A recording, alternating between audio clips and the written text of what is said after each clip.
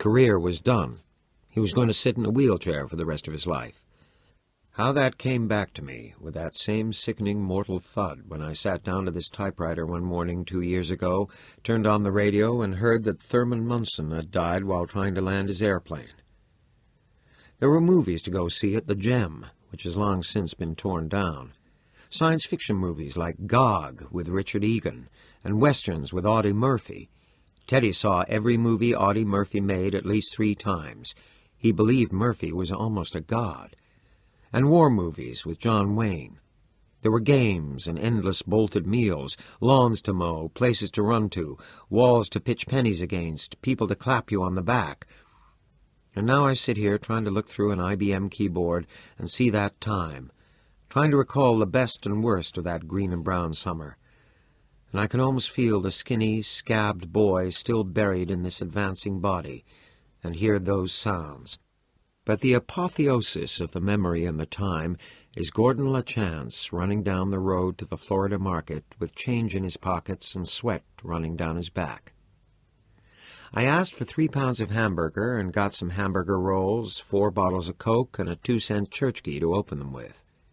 The owner, a man named George Dussett, got the meat and then leaned by his cash register, one hammy hand planted on the counter by the big bottle of hard-cooked eggs, a toothpick in his mouth, his huge beer belly rounding his white T-shirt like a sail filled with a good wind. He stood right there as I shopped, making sure I didn't try to hawk anything. He didn't say a word until he was weighing up the hamburger.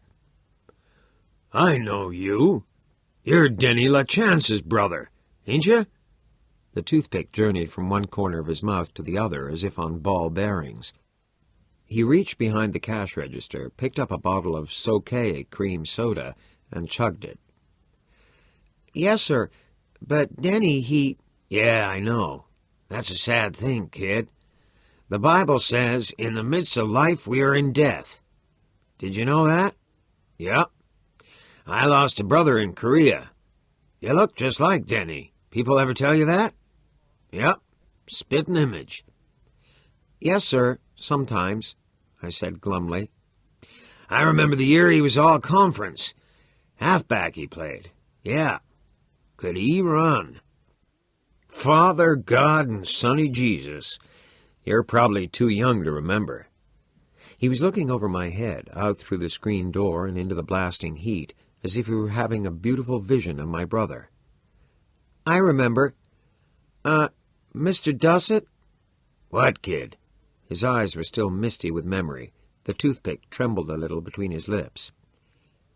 "Your thumb is on that scales." "What?" He looked down, astounded, to where the ball of his thumb was pressed firmly on the white enamel. If I hadn't moved away from him a little bit when he started talking about Dennis, the ground meat would have hidden it. "Why, so it is. Yeah. I guess I just got thinking about your brother. God love him." George Dussett signed a cross on himself. When he took his thumb off the scales, the needle sprang back 6 ounces. He patted a little more meat on top, and then did the package up with white butcher's paper. "Okay," he said, past the toothpick. "Let's see what we got here. 3 pounds of Hamburg, that's $1.44. Hamburger rolls, that's 27. 4 tonics, 40 cents. 1 church key, 2 pence. Come to..." He added it up on the bag. He was going to put the stuff in. $2.29. 13, I said. He looked up at me very slowly, frowning. "Huh?" $2.13. You added it wrong." "Kid, are you—" "You added it wrong," I said. "First you put your thumb on the scales, and then you overcharged on the groceries, Mr. Dussett. I was going to throw some Hostess Twinkies on top of that order, but now I guess I won't." I sponged $2.13 down on the Schlitz placemat in front of him. He looked at the money, then at me. The frown was now tremendous, the lines on his face as deep as fissures. "What are you, kid?" he said in a low voice that was ominously confidential. "Are you some kind of smart-ass?" "No, sir," I said. "But you ain't going to jap me and get away with it. What would your mother say if she knew you was japping little kids?" He thrust our stuff into the paper bag with quick, stiff movements, making the Coke bottles clink together. He thrust the bag at me roughly, not caring if I dropped it and broke the tonics or not. His swarthy face was flushed and dull, the frown now frozen in place. "Okay, kid, here you go. Now what you do is you get the Christ out of my store. I see you in here again, I'm going to throw you out, me. Yeah, smart-ass little son of a whore." "I won't come in again," I said, walking over to the screen door and pushing it open. The hot afternoon buzzed somnolently along its appointed course outside, sounding green and brown and full of silent light. "Neither will none of my friends. I guess I got 50 or so." "Your brother wasn't no smart-ass," George Dussett yelled. "Fuck you," I yelled, and ran like hell down the road. I heard the screen door bang open like a gunshot, and his bull roar came after me. "If you ever come in here again, I'll fat your lip for you, you little punk!" I ran until I was over the first hill, scared and laughing to myself, my heart beating out a trip-hammer pulse in my chest.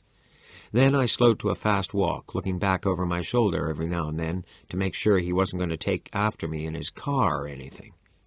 He didn't, and pretty soon I got to the dump gate. I put the bag inside my shirt, climbed the gate, and monkeyed down the other side. I was halfway across the dump area when I saw something I didn't like. Milo Pressman's port-holed '56 Buick was parked behind his tar-paper shack. If Milo saw me, I was going to be in a world of hurt. And yet there was no sign of either him or the infamous chopper. But all at once the chain-link fence at the back of the dump seemed very far away. I found myself wishing I'd gone around the outside, but I was now too far into the dump to want to turn around and go back. If Milo saw me climbing the dump fence, I'd probably be in a ditch when I got home, but that didn't scare me as much as Milo yelling for Chopper to sick would. Scary violin music started to play in my head. I kept putting one foot in front of the other, trying to look casual, trying to look as if I belonged here with a paper grocery sack poking out of my shirt, heading for the fence between the dump and the railroad tracks. I was about 50 feet from the fence and just beginning to think that everything was going to be all right after all, when I heard Milo shout, "Hey! Hey, you! Kid! Get away from that fence! Get out of here!" The smart thing to have done would have been to just agree with the guy and go around. But then I was so keyed up that instead of doing the smart thing, I just broke for the fence with a wild yell, my sneakers kicking up dust. Vern, Teddy, and Chris came out of the underbrush on the other side of the fence and stared anxiously through the chain link. "You come back here," Milo bawled. "Come back here or I'll sick my dog on you, damn it!" I did not exactly find that to be the voice of sanity and conciliation, and I ran even faster for the fence, my arms pumping, the brown grocery bag crackling against my skin. Teddy started to laugh his idiotic, chortling laugh into the air like some reed instrument being played by a lunatic. "Go, Gordy, go!" Vernon screamed, and Milo yelled, "Sick 'em, Chopper! Go get 'em, boy!" I threw the bag over the fence, and Vern elbowed Teddy out of the way to catch it. Behind me I could hear Chopper coming, shaking the earth, blurting fire out of one distended nostril and ice out of the other, dripping sulphur from his champing jaws. I threw myself halfway up the fence with one leap, screaming. I made it to the top in no more than 3 seconds, and simply leaped. I never thought about it, never even looked down to see what I might land on. What I almost landed on was Teddy, who was doubled over and laughing like crazy. His glasses had fallen off, and tears were streaming out of his eyes. I missed him by inches and hit the clay-gravel embankment just to his left. At the same instant, Chopper hit the chain-link fence behind me and let out a howl of mingled pain and disappointment. I turned around, holding one skinned knee, and got my first look at the famous Chopper, and my first lesson in the vast differences between myth and reality. Instead of some huge hellhound with red, savage eyes and teeth jutting out from his mouth like straight pipes from a hot rod, I was looking at a medium-sized mongrel dog that was a perfectly common black and white. He was yapping and jumping fruitlessly, going up on his back legs to paw the fence. Teddy was now strutting up and down in front of the fence, twiddling his glasses in one hand and inciting Chopper to even greater rage.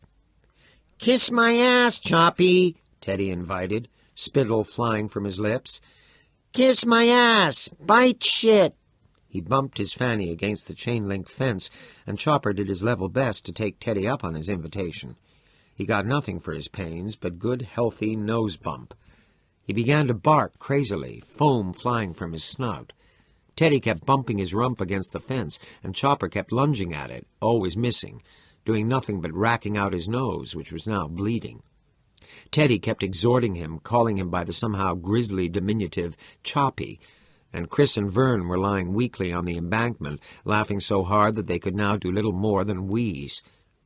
And here came Milo Pressman, dressed in sweat-stained fatigues and a New York Giants baseball cap, his mouth drawn down in distracted anger.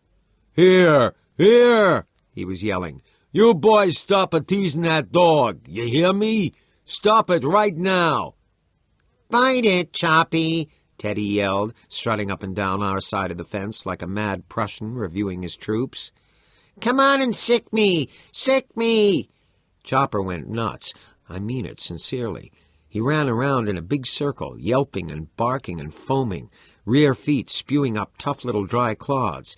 He went around about 3 times, getting his courage up, I guess, and then he launched himself straight at the security fence.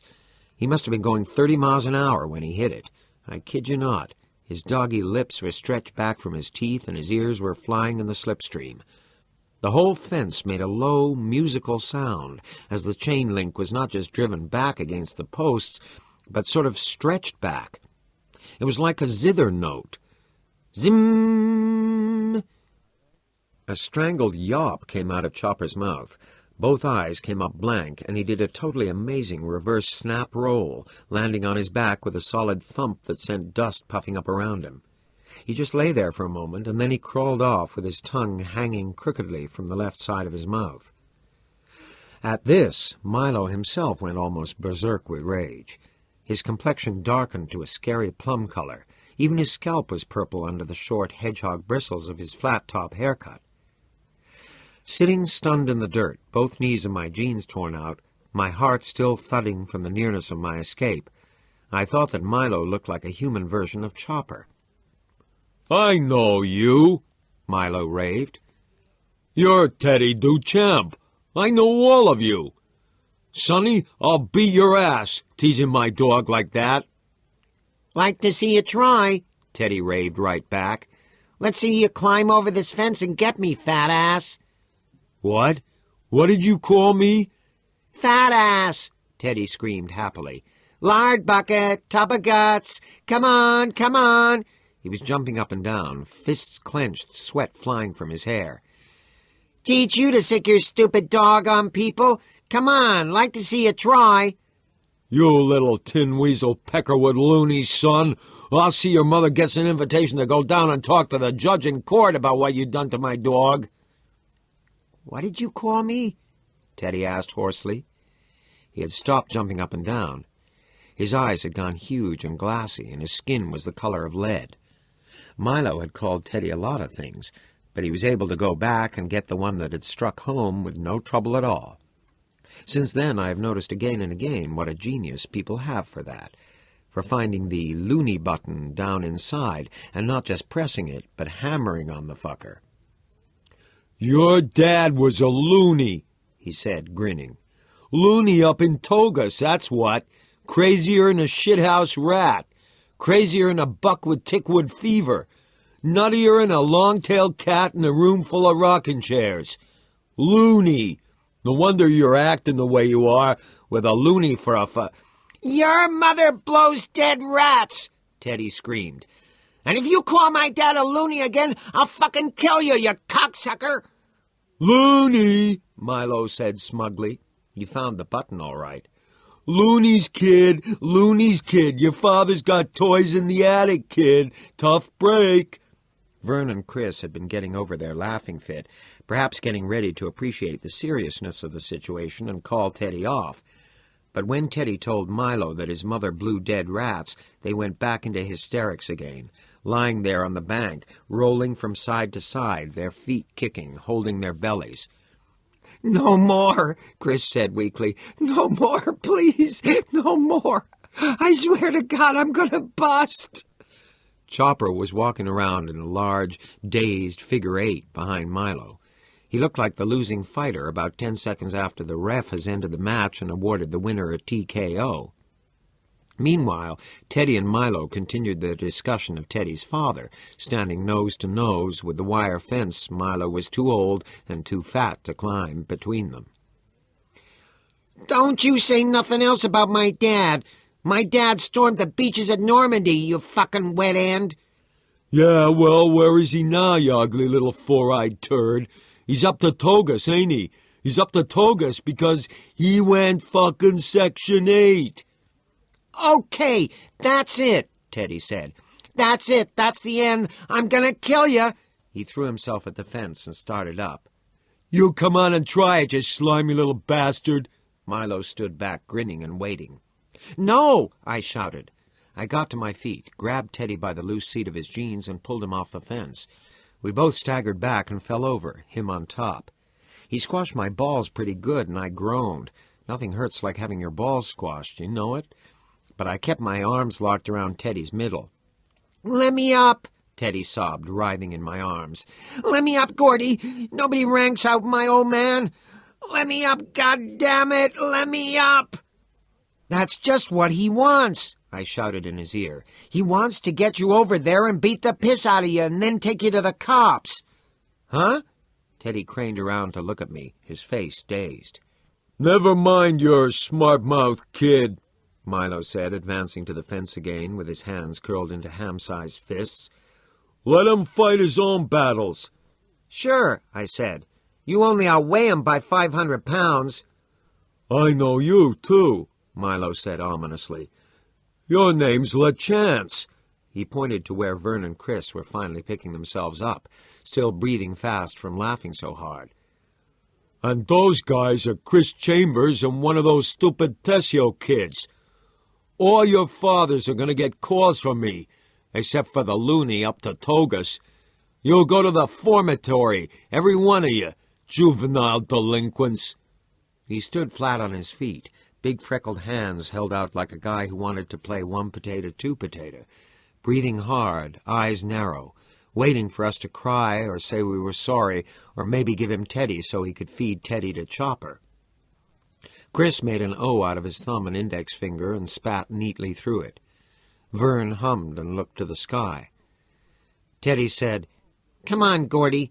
Let's get away from this asshole before I puke." "Oh, you're going to get it, you foul-mouthed little whoremaster. Wait till I get you to the constable." "We heard what you said about his father," I told him. "We're all witnesses, and you sicked that dog on me. That's against the law." Milo looked a trifle uneasy. "You was trespassing." "The hell I was. The dump's public property." "You climbed the fence." "Sure I did. After you sicked your dog on me," I said, hoping that Milo wouldn't recall that I'd also climbed the gate to get in. "What'd you think I was going to do? Stand there and let him rip me to pieces? Come on, you guys, let's go. It stinks around here." "Formatory," Milo promised hoarsely, his voice shaking. "Formatory for you, wise guys." "Can't wait to tell the cops how you called a war vet a fucking loony," Chris called back over his shoulder as we moved away. "What did you do in the war, Mr. Pressman?" "None of your damn business," Milo shrieked. "You hurt my dog." "Put it on your TF flip and send it to the chaplain," Vernon muttered. And then we were climbing the railroad embankment again. "Come back here," Milo shouted, but his voice was fainter now, and he seemed to be losing interest. Teddy shot him the finger as we walked away. I looked back over my shoulder when we got to the top of the embankment. Milo was standing there behind the security fence, a big man in a baseball cap with his dog sitting beside him. His fingers were hooked through the small chain-link diamonds as he shouted at us, and all at once I felt sorry for him. He looked like the biggest third grader in the world, locked inside the playground by mistake, yelling for someone to let him out. He kept yelling for a while, and then he either gave up or we got out of range. No more was seen or heard of Milo Pressman and Chopper that day. Chapter 13. There was some discussion, in righteous tones that were actually kind of force-sounding, about how we had shown that creepy Milo Pressman we weren't just another bunch of pussies. I told how the guy at the Florida market had tried to jap us, and then we fell into a gloomy silence, thinking it over. For my part, I was thinking that maybe there was something to that stupid Goocher business after all. Things couldn't have turned out much worse. In fact, I thought it might be better to just keep going and spare my folks the pain of having one son in the Castle View Cemetery and one in South Wyndham's Boys Correctional. I had no doubt that Milo would go to the cops as soon as the importance of the dump having been closed at the time of the incident filtered into his thick skull. When that happened, he would realize that I really had been trespassing, public property or not. Probably that gave him every right in the world to sick his stupid dog on me. And while Chopper wasn't the hellhound he was cracked up to be, he sure would have ripped the sit-down out of my jeans if I hadn't won the race to the fence. All of it put a big, dark crimp in the day, and there was another gloomy idea rolling around inside my head, the idea that this was no lark after all, and maybe we deserved our bad luck. Maybe it was even God warning us to go home. What were we doing, anyway, going to look at some kid that had gotten himself all mashed up by a freight train? But we were doing it, and none of us wanted to stop. We had almost reached the trestle which carried the tracks across the river when Teddy burst into tears. It was as if a great inner tidal wave had broken through a carefully constructed set of mental dikes. No bullshit. It was that sudden and that fierce. The sobs doubled him over like punches, and he sort of collapsed into a heap, his hands going from his stomach to the mutilated gobs of flesh that were the remains of his ears. He went on crying in hard, violent bursts. None of us knew what the fuck to do. It wasn't crying like when you got hit by a line drive while you were playing shortstop, or smashed on the head playing tackle football on the common, or when you fell off your bike. There was nothing physically wrong with him. We walked away a little and watched him, our hands in our pockets. "Hey, man," Vern said in a very thin voice. Chris and I looked at Vern hopefully. "Hey, man" was always a good start, but Vern couldn't follow it up. Teddy leaned forward onto the cross ties and put a hand over his eyes. Now he looked like he was doing the Allah bit, salami, salami, bologna, as Popeye says, except it wasn't funny. At last, when the force of his crying had trailed off a little, it was Chris who went to him. He was the toughest guy in our gang, maybe even tougher than Jamie Gallant, I thought privately. But he was also the guy who made the best peace. He had a way about it. I'd seen him sit down on the curb next to a little kid with a scraped knee, a kid he didn't even fucking know, and get him talking about something. The Shrine Circus that was coming to town, or Huckleberry Hound on TV, until the kid forgot he was supposed to be hurt. Chris was good at it. He was tough enough to be good at it. "Listen, Teddy, what do you care what a fat old pile of shit like him said about your father, huh? I mean, sincerely, that don't change nothing, does it? What a fat old pile of shit like him says, huh? Huh, does it?"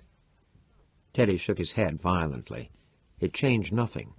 But to hear it spoken of in bright daylight, something must have gone over and over in his mind while he was lying awake in bed and looking at the moon off-center in one window pane. Something he must have thought about in his slow and broken way until it seemed almost holy, trying to make sense out of it, and then to have it brought home to him that everybody else had merely dismissed his dad as a loony. That had rocked him. But it changed nothing. Nothing. "He still stormed the beaches at Normandy, right?" Chris said. He picked up one of Teddy's sweaty, grimy hands and patted it. Teddy nodded fiercely, crying. Snot was running out of his nose. "Do you think that pile of shit was at Normandy?" Teddy shook his head violently. No. Do you think that guy knows you? No, no, no, but... Or your father? He one of your father's buddies? No! Angry, horrified, the thought. Teddy's chest heaved and more sobs came out of it. He had pushed his hair away from his ears, and I could see the round brown plastic button of the hearing aid set in the middle of the right one. The shape of the hearing aid made more sense than the shape of his ear, if you get what I mean. Chris said calmly, "Talk is cheap." Teddy nodded, still not looking up. "And whatever's between you and your old man, talk can't change that." Teddy's head shook without definition, unsure if this was true. Someone had redefined his pain, and redefined it in shockingly common terms. That would, loony, have to be examined. Fucking Section 8? Later, in depth, on long sleepless nights. Chris rocked him. "He was ranking you, man," he said in soothing cadences that were almost a lullaby. "He was just trying to rank you over that friggin' fence, you know it? No strain, man. No fucking strain. He don't know nothing about your old man. He don't know nothing but stuff he heard from those rum-dums down at the Mellow Tiger. He's just dog shit, man. Right, Teddy? Huh? Right?" Teddy's crying was down to sniffles. He wiped his eyes, leaving 2 sooty rings around them, and sat up. "I'm okay," he said, and the sound of his own voice seemed to convince him.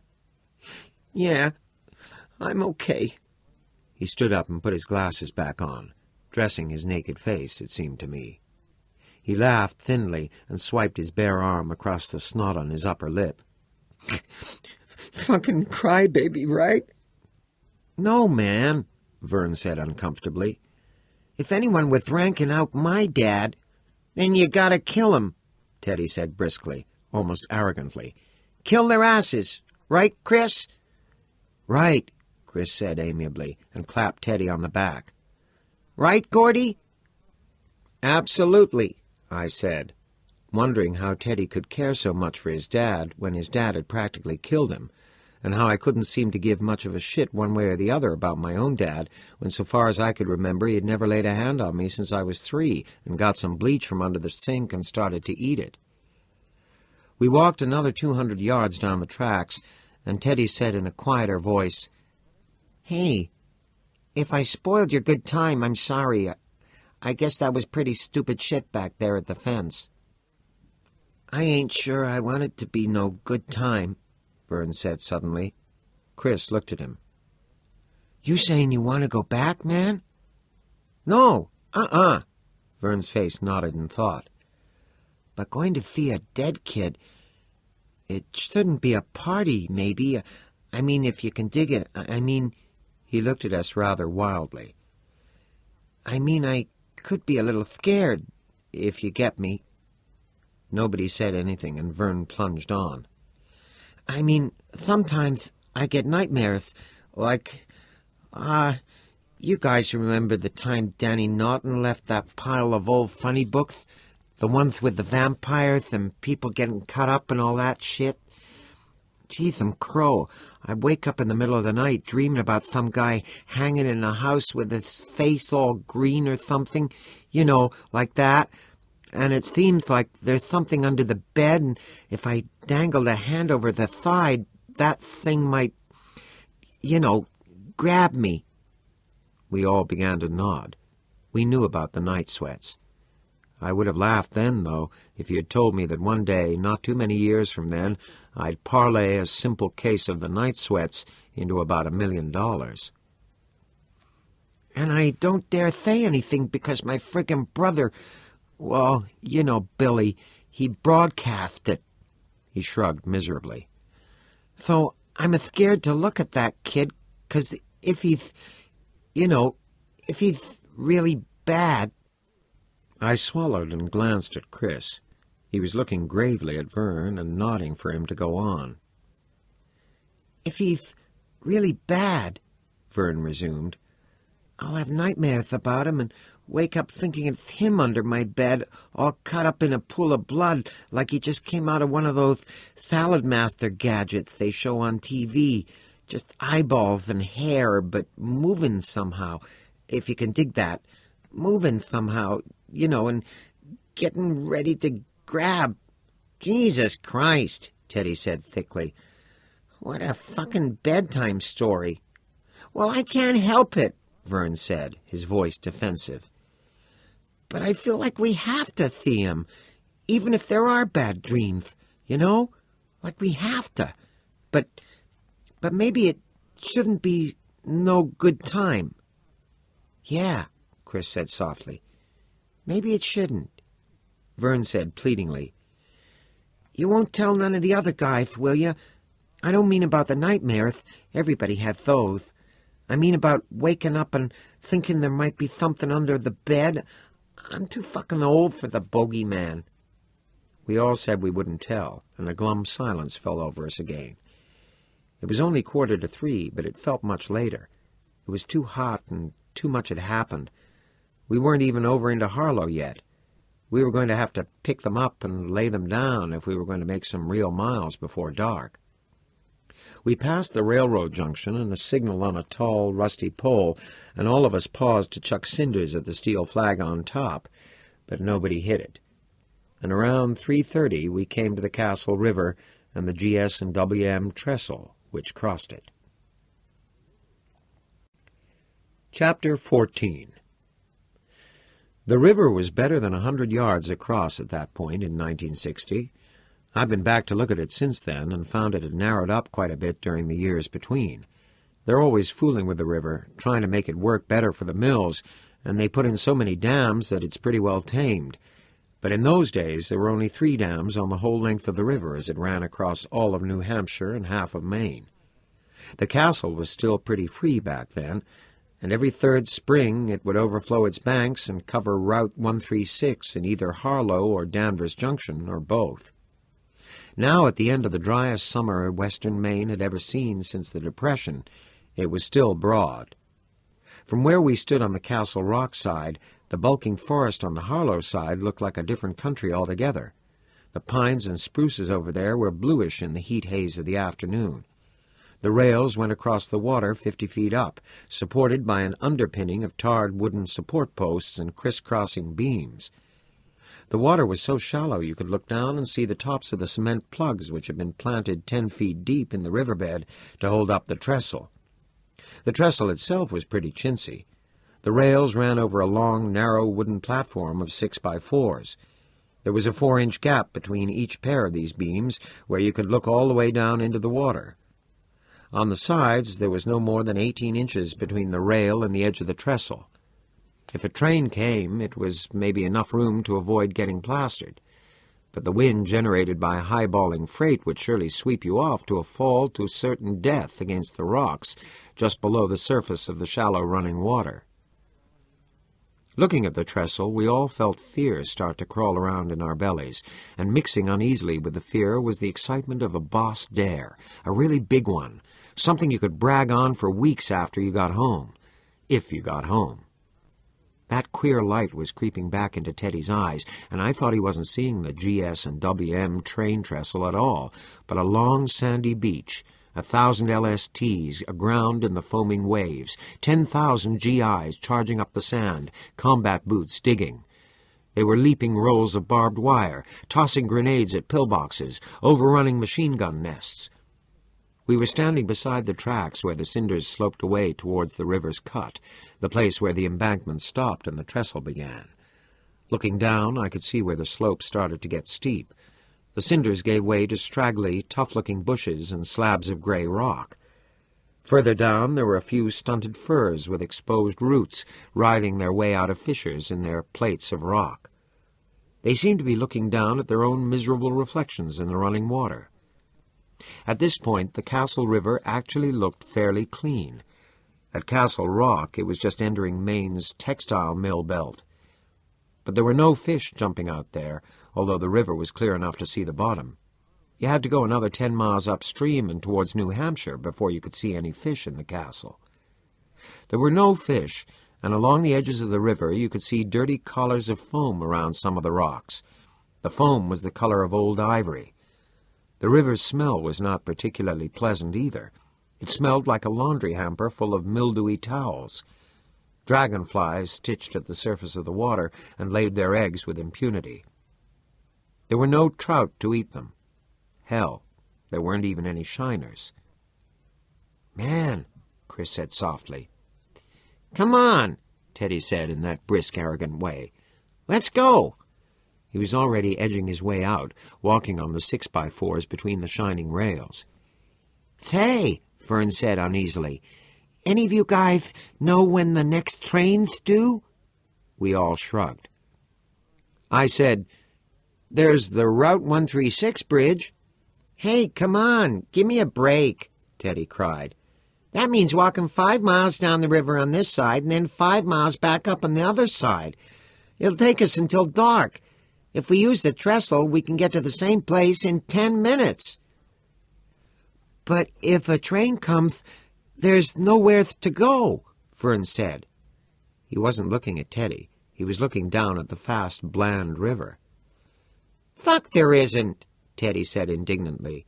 He swung over the edge and held one of the wooden supports between the rails. He hadn't gone out very far. His sneakers were almost touching the ground, but the thought of doing that same thing above the middle of the river with a 50-foot drop beneath and a train bellowing by just over my head, a train that would probably be dropping some nice hot sparks into my hair and down the back of my neck, none of that actually made me feel like Queen for a day. "See how easy it is?" Teddy said. He dropped to the embankment, dusted his hands, and climbed back up beside us. "You telling me you're going to hang on that way if it's a 200-car freight?" Chris asked. "Just sort of hang there by your hands for 5 or 10 minutes?" "You chicken?" Teddy shouted. "No, just asking what you do," Chris said, grinning. "Peace, man." "Go around if you want to," Teddy brayed. "Who gives a fuck? I'll wait for you. I'll take a nap." "One train already went by," I said reluctantly. "And there probably isn't any more than 1-2 trains a day that go through Harlow. Look at this." I kicked the weeds growing up through the railroad ties with one sneaker. There were no weeds growing between the tracks which ran between Castle Rock and Lewiston. "There, see?" Teddy was triumphant. "But still, there's a chance," I added. "Yeah," Chris said. He was looking only at me, his eyes sparkling. "Dare you a chance?" "Dares go first." "Okay," Chris said. He widened his gaze to take in Teddy and Vern. "Any pussies here?" "No!" Teddy shouted. Vern cleared his throat, croaked, cleared it again, and said no in a very small voice. He smiled a weak, sick smile. "Okay," Chris said, but we hesitated for a moment, even Teddy looking warily up and down the tracks. I knelt down and took one of the steel rails firmly in my hand, never minding that it was almost hot enough to blister the skin. The rail was mute. "Okay," I said, and as I said it, some guy pole-vaulted in my stomach. He dug his pole all the way into my balls, it felt like, and ended up sitting astride my heart. We went out onto the trestle single file. Chris first, then Teddy, then Vern, and me playing tail-end Charlie because I was the one who said dares go first. We walked on the platform cross-ties between the rails, and you had to look at your feet whether you were scared of heights or not. A misstep and you would go down to your crotch, probably with a broken ankle to pay. The embankment dropped away beneath me, and every step further out seemed to seal our decision more firmly, and to make it feel more suicidally stupid. I stopped to look up when I saw the rocks giving way to water far beneath me. Chris and Teddy were a long way ahead, almost out over the middle, and Vern was tottering slowly along behind them, peering studiously down at his feet. He looked like an old lady trying out stilts with his head poked downward, his back hunched, his arms held out for balance. I looked back over my shoulder. Too far, man. I had to keep going now, and not only because a train might come. If I went back, I'd be a pussy for life. So I got walking again. After looking down at that endless series of cross-ties for a while, with a glimpse of running water between each pair, I started to feel dizzy and disorientated. Each time I brought my foot down, part of my brain assured me it was going to plunge through into space, even though I could see it was not. I became acutely aware of all the noises inside me and outside me, like some crazy orchestra tuning up to play. The steady thump of my heart, the blood beat in my ears like a drum being played with brushes, the creak of sinews like the strings of a violin that has been tuned radically upward, the steady hiss of the river, the hot hum of a locust digging into tight bark, the monotonous cry of a chickadee, and somewhere far away a barking dog. Chopper, maybe. The mildewy smell of the Castle River was strong in my nose. The long muscles in my thighs were trembling. I kept thinking how much safer it would be, probably faster as well, if I just got down on my hands and knees and scuttered along that way. But I wouldn't do that. None of us would. If the Saturday matinee movies down to the Gem had taught us anything, it was that only losers crawl. It was one of the central tenets of the gospel according to Hollywood. Good guys walk firmly upright, and if your sinews are creeping like overtuned violin strings because of the adrenaline rush going on in your body, and if the long muscles in your thighs are trembling for the same reasons, why, so be it. I had to stop in the middle of the trestle and look up at the sky for a while. That dizzy feeling had been getting worse. I saw phantom cross ties. They seemed to float right in front of my nose. Then they faded out, and I began to feel okay again. I looked ahead and saw I had almost caught up with Vern, who was slow-poking along worse than ever. Chris and Teddy were almost all the way across. And although I've since written 7 books about people who do such exotic things as read minds and precognate the future, that was when I had my first and last psychic flash. I'm sure that's what it was. How else to explain it? I squatted and made a fist around the rail on my left. It thrummed in my hand. It was thrumming so hard that it was like gripping a bundle of deadly metallic snakes. You've heard it said, "His bowels turned to water"? I know what that phrase means. Exactly what it means. It may be the most accurate cliché ever coined. I've been scared since, badly scared, but I've never been as scared as I was in that moment, holding that hot, live rail. It seemed that for a moment all my works below throat level just went limp and lay there in an internal faint. A thin stream of urine ran listlessly down the inside of one thigh. My mouth opened. I didn't open it. It opened by itself, the jaw dropping like a trap door from which the hinge pins had suddenly been moved. My tongue was plastered suffocatingly against the roof of my mouth. All my muscles were locked. That was the worst. My works were limp, but my muscles were in a kind of dreadful lock-bolt, and I couldn't move at all. It was only for a moment, but in the subjective time stream it seemed forever. All sensory input became intensified, as if some power surge had occurred in the electrical flow of my brain, cranking everything up from 110 volts to 220. I could hear a plane passing in the sky somewhere near, and had time to wish I was on it, just sitting in a window seat with a Coke in my hand and gazing idly down at the shining line of a river whose name I did not know. I could see every little splinter and gouge in the tarred crossbight I was squatting on, and out of the corner of my eye I could see the rail itself with my hands still clutched around it, glittering insanely. The vibration from that rail sank so deeply into my hand that when I took it away it still vibrated, the nerve endings kicking each other over again and again, tingling the way a hand or a foot tingles when it has been asleep and is starting to wake up. I could taste my saliva, suddenly all electric and sour and thickened to curds along my gums, and worst, somehow most horrible of all, I couldn't hear the train yet, could not know if it was rushing at me from ahead or behind, or how close it was. It was invisible. It was unannounced, except for that shaking rail in my hand. There was only that to advertise its imminent arrival. An image of Ray Brower, dreadfully mangled and thrown into a ditch somewhere like a ripped-open laundry bag, reeled before my eyes. We would join him, or at least Vern and I would, or at least I would. We had invited ourselves to our own funerals. The last thought broke the paralysis, and I shot to my feet.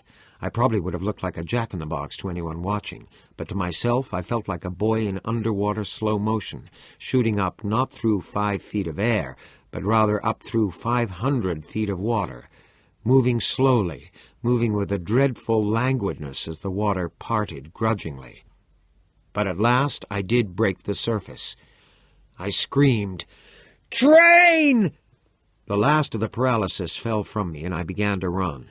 Vern's head jerked back over his shoulder. The surprise that distorted his face was almost comically exaggerated, written as large as the letters in a Dick and Jane primer. He saw me break into my clumsy, shambling run, dancing from one horribly high cross-tide to the next, and knew I wasn't joking. He began to run himself. Far ahead I could see Chris stepping off the ties and onto the solid, safe embankment, and I hated him with a sudden bright green hate as juicy and as bitter as the sap in an April leaf. He was safe. That fucker was safe! I watched him drop to his knees and grab a rail. My left foot almost slipped into the yaw beneath me. I flailed with my arms, my eyes as hot as ball bearings in some runaway piece of machinery, got my balance and ran on. Now I was right behind Vern. We were past the halfway point, and for the first time I heard the train. It was coming from behind us, coming from the Castle Rock side of the river. It was a slow, rumbling noise that began to rise slightly and sort itself into the diesel thrum of the engine and the higher, more sinister sound of big grooved wheels turning heavily on the rails. "Ah, shit!" Vern screamed. "Run, you pussy!" I yelled and thumped him on the back. "I can't! I'll fall!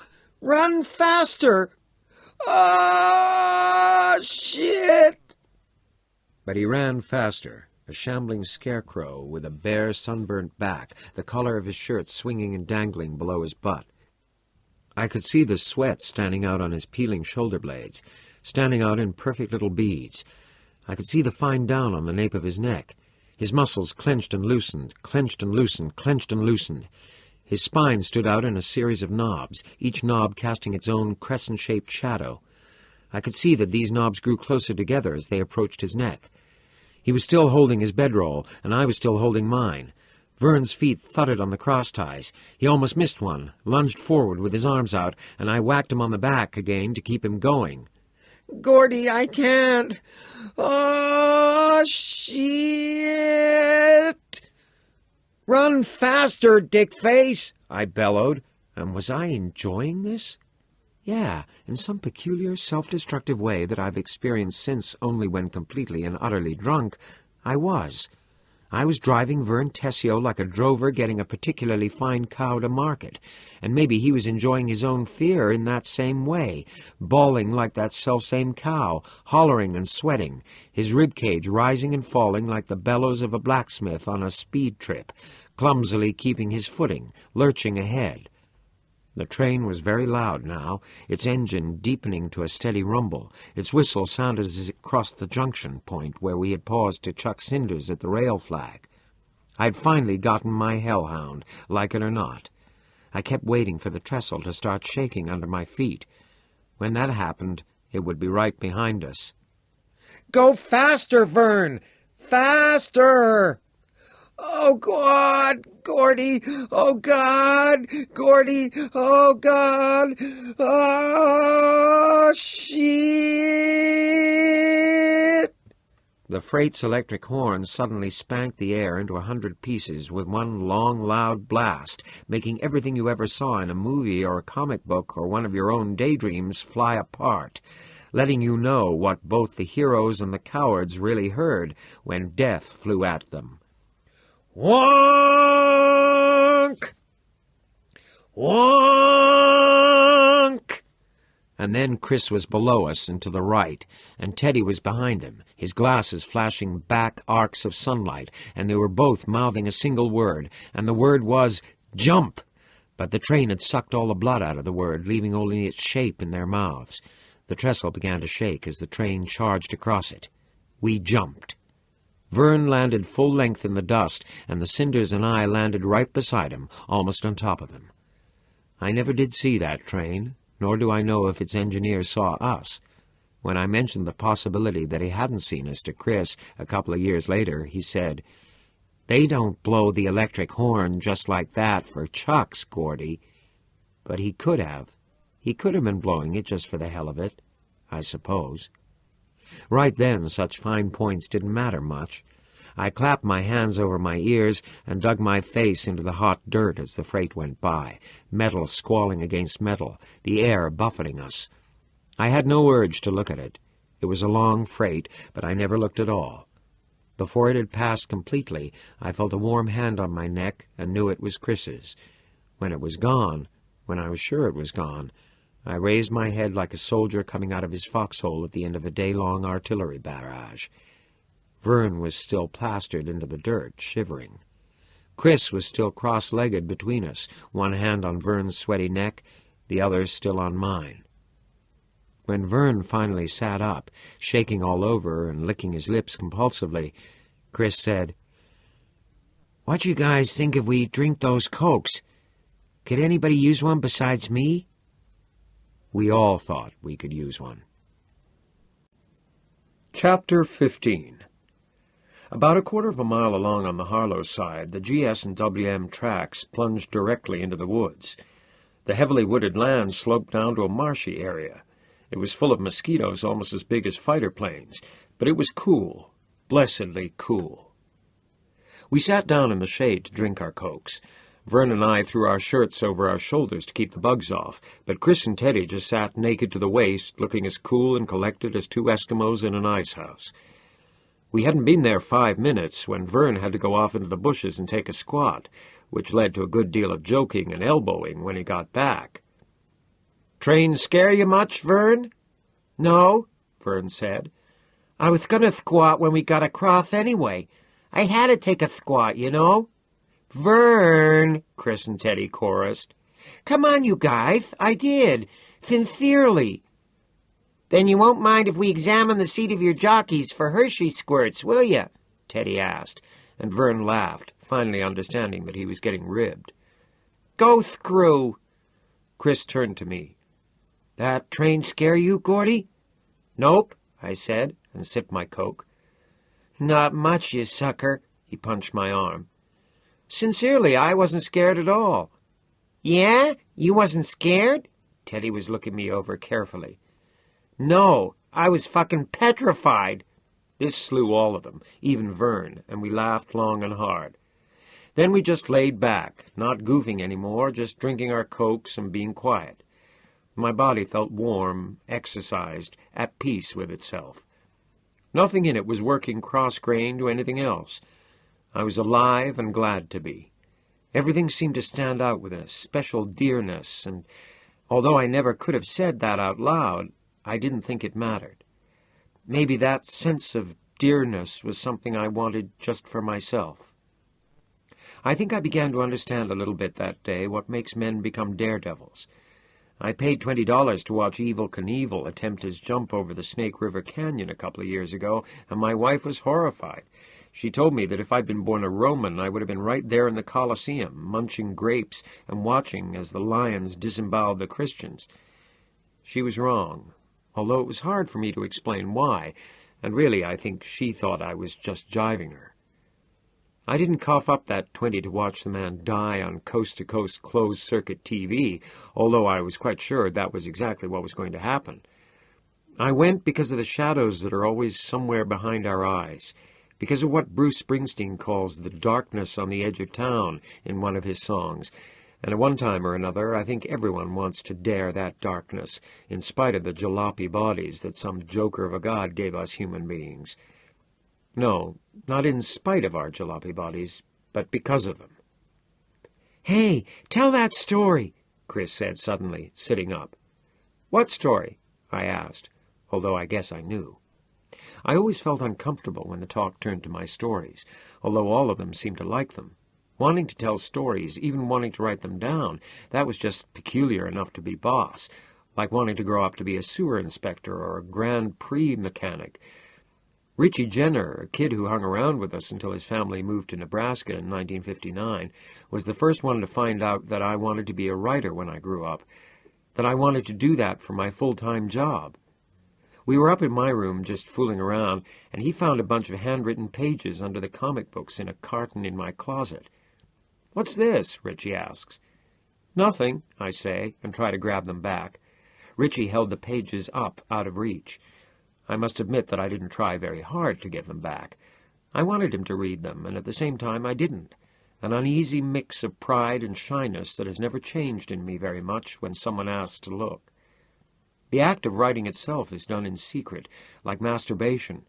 Oh, I have one friend who has done things like write stories in the display windows of bookshops and department stores, but this is a man who is nearly crazy with courage, the kind of man you'd have to have with you if you just happened to fall down with a heart attack in a city where no one knew you. For me, it always wants to be sex and always falls short. It's always that adolescent hand job in the bathroom when the door's locked. Richie sat right there on the end of my bed for most of the afternoon, reading his way through the stuff I'd been doing, most of it influenced by the same sort of comic books as the ones that had given Vern nightmares. And when he was done, Richie looked at me in a strange new way that made me feel very peculiar, as if he had been forced to reappraise my whole personality. He said, "You're pretty good at this. Why didn't you show these to Chris?" I said, "No, I wanted it to be a secret." And Richie said, "Why? It ain't pussy. You ain't no queer. I mean, it ain't poetry." Still, I made him promise not to tell anybody about my stories, and of course he did, and it turned out most of them liked to read the stuff I wrote, which was mostly about getting buried alive or some crook coming back from the dead and slaughtering the jury that had condemned him in 12 interesting ways, or a maniac that went crazy and chopped a lot of people into veal cutlets before the hero, Kurt Cannon, cut the subhuman, screeching madman to pieces with round after round from his smoking .45 automatic. In my stories, they were always rounds, never bullets. For a change of pace, there were the Le Dio stories. Le Dio was a town in France, and during 1942, a grim squad of tired American dog faces were trying to retake it from the Nazis. This was 2 years before I discovered that the Allies didn't land in France until 1944. They went on trying to retake it, fighting their way from street to street, through about 40 stories, which I wrote between the ages of 9 and 14. Teddy was absolutely made for the Le Dio stories, and I think I wrote the last dozen or so just for him. By then I was hardly sick of Le Dio, and writing things like Mon Dieu and Cherchez la Boche and Fermez la Porte. In Le Dio, French peasants were always hissing to GI dog faces to Fermez la Porte. But Teddy would hunch over the pages, his eyes big, his brow beaded with sweat, his face twisting. There were times when I could almost hear air-cooled Brownings and whistling 88s going off in his skull. The way he clamored for more Le Dio stories was both pleasing and frightening. Nowadays, writing is my work, and the pleasure has diminished a little, and more often that guilty, masturbatory pleasure that has become associated in my head with the coldly clinical images of artificial insemination. I come according to the rules and regs laid down in my publishing contract, and although no one is ever going to call me the Thomas Wolfe of my generation, I rarely feel like a cheat. I get it off as hard as I can every fucking time. Doing less would, in an odd way, be like going faggot, or what that meant to us back then. What scares me is how often it hurts these days. Back then I was sometimes disgusted by how damn good it felt to write. These days I sometimes look at this typewriter and wonder when it's going to run out of good words. I don't want that to happen. I guess I can bear the pain as long as I don't run out of good words, you know? "What's this story?" Vernon asked uneasily. "It ain't a horror story, is it, Gordy? I don't think I want to hear no horror stories. I'm not up for that, man." "No, it ain't a horror," Chris said. "It's really funny. Gross, but funny. Go on, Gordy. Hammer that fucker to us." "Is it about Le Dio?" Teddy asked. "No, it ain't about Le Dio, you fucking psycho," Chris said, and Rabbit punched him. "It's about this pie-eating contest." "Hey, I didn't even write it down yet," I said. "Yeah, but tell it." "You guys want to hear it?" "Sure," Teddy said. "Boss." "Well, it's about this made-up town. Gretna, I call it. Gretna, Maine." "Gretna?" Vern said, grinning. "What kind of name is that? There ain't no Gretna in Maine." "Shut up, fool," Chris said. "He just told you it was made up, didn't he?" "Yeah, But, Gretna, that sounds pretty stupid. Lots of real towns sound stupid, Chris said. I mean, what about Alfred, Maine, or Saco, Maine, or Jerusalem's Lot, or Castle fucking Rock? There ain't no castle here. Most town names are stupid. You just don't think so because you're used to 'em, right, Gordy? Sure, I said. But privately, I thought Vern was right. Gretna was a pretty stupid name for a town. I just hadn't been able to think of another one. So, anyway, they're having their annual Pioneer Days, just like in Castle Rock. Yeah, Pioneer Days. That's a fucking blast, Vern said earnestly. I put my whole family in that jail on wheels they have, even fucking Billy. It was only for half an hour, and it cost me my whole allowance, but it was worth it just to know where the son of a whore was. Will you shut up and let him tell it? Teddy hollered. Vern blinked. Sure, yeah, okay. Go on, Gordy, Chris said. It's not really much. Nah, we don't expect much from a wet end like you, Teddy said. But tell it anyway. I cleared my throat. So anyway, it's Pioneer Days, and on the last night they have these 3 big events. There's an egg roll for the little kids and a sack race for